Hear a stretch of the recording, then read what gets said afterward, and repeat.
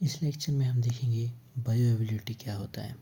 इसमें पूरी वीडियो में मैं बायोअवेलेबिलिटी को ऐप से डिनोट करूँगा। किससे? ऐप से। ऐप से क्यों किया है? Because it is a fraction of drug.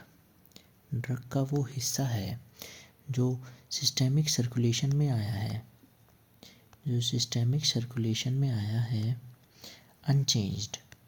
कैसे? अनचेंज्ड। ड्रग का वो हिस्सा जो सिस्टेमिक सर्कुलेशन में गया है अनचेंज्ड। मान लो मैंने ड्रग ली, तो मैंने मान लो 100% ड्रग ली है खाली, अब वो मेरे स्टमक में गई। मैक्सिमम एब्जॉर्प्शन हमें कहाँ होता है? इंटेस्टाइन में। इंटेस्टाइन में क्यों होता है?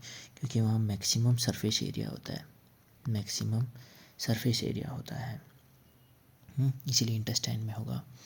तो वहाँ इंटेस्टाइनल एब्जॉर्प्शन होगा। अब कुछ ड्रग वहाँ से एक्सक्रीट भी कर दी जाती है, एब्जॉर्ब भी नहीं होती है ना। जो हिस्सा जो एक्सक्रीट हो गया और कुछ हिस्सा एब्जॉर्ब हुआ, अब ये यहाँ से जाते हैं लीवर में। लीवर में ड्रग का हो जाता है first pass metabolism. First pass metabolism हो गया लीवर में।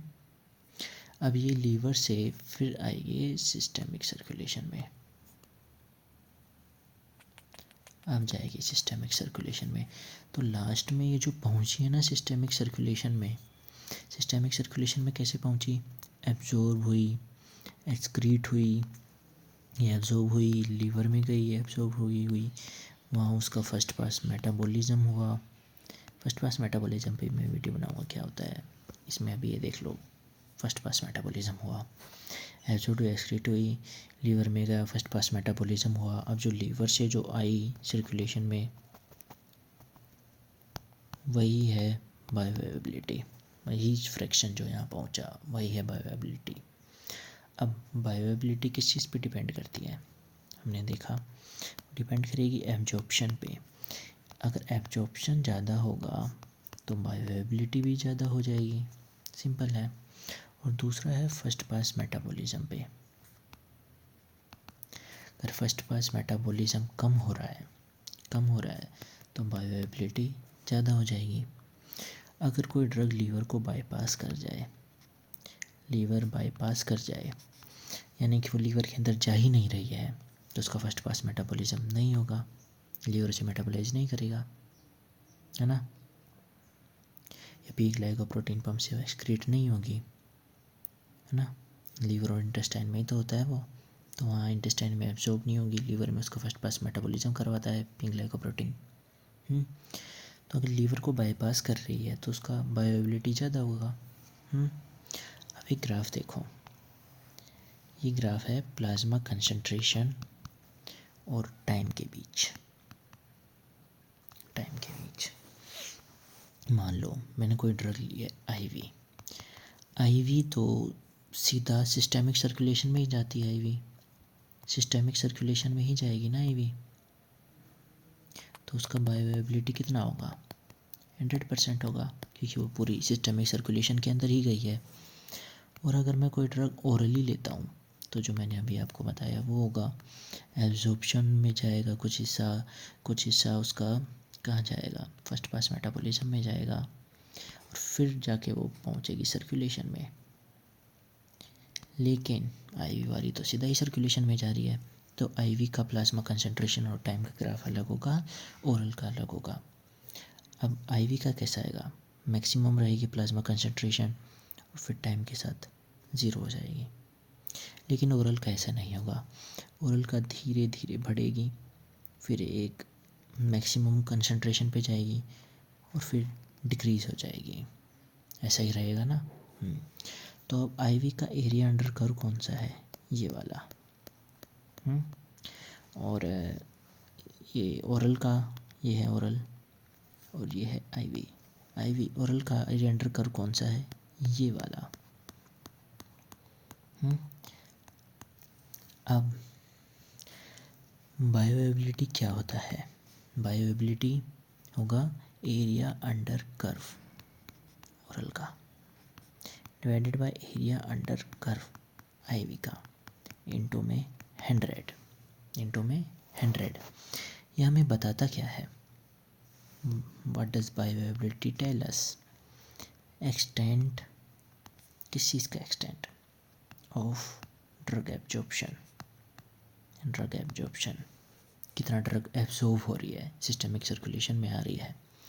आईवी में तो 100% है क्योंकि वो 100% आ रही है ना।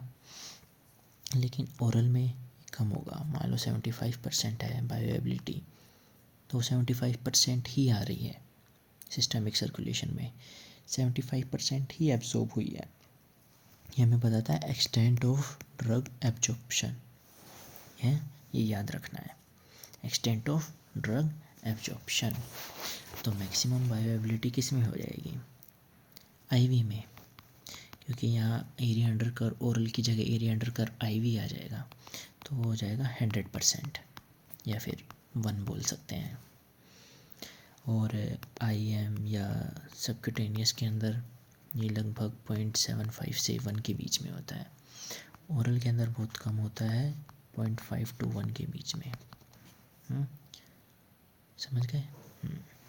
अब दूसरी चीज़ है, ये वही बनाते हैं हम दोबारा, प्लाज्मा कंसंट्रेशन और टाइम के बीच का ग्राफ।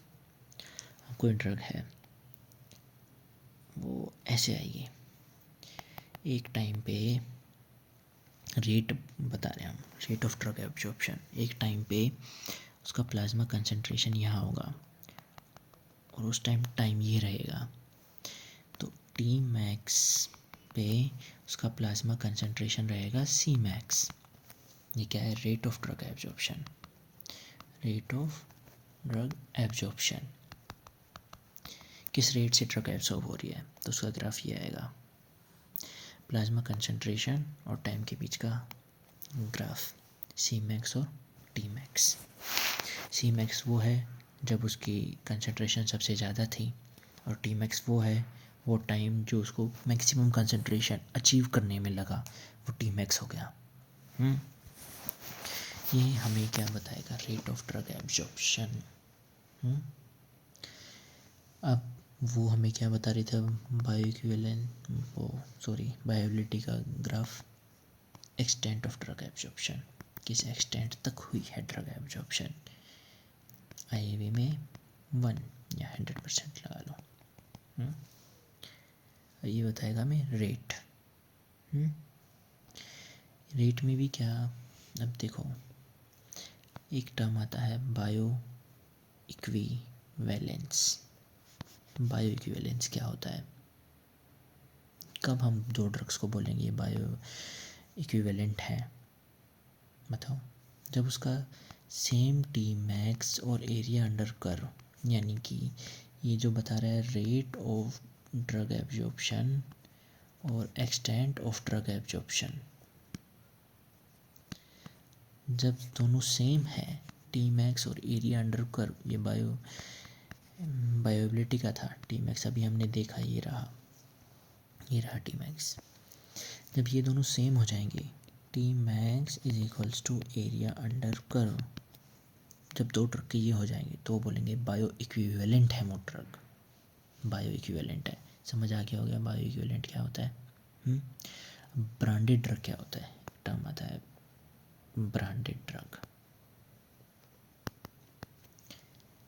एक ऐसी ड्रग जो इन्वेंट हो, पेटेंट करवा ली जाए 20 साल के लिए। कोई ड्रग बनाता है तो उसको पेटेंट भी करवाता है। मान लो कोई भी ड्रग का एग्जांपल ले लो, सबसे कॉमन पैरासीटामोल ही ले लो। वो ड्रग बनी होगी तो उसने 20 साल के लिए पेटेंट भी तो करवाई होगी, है ना।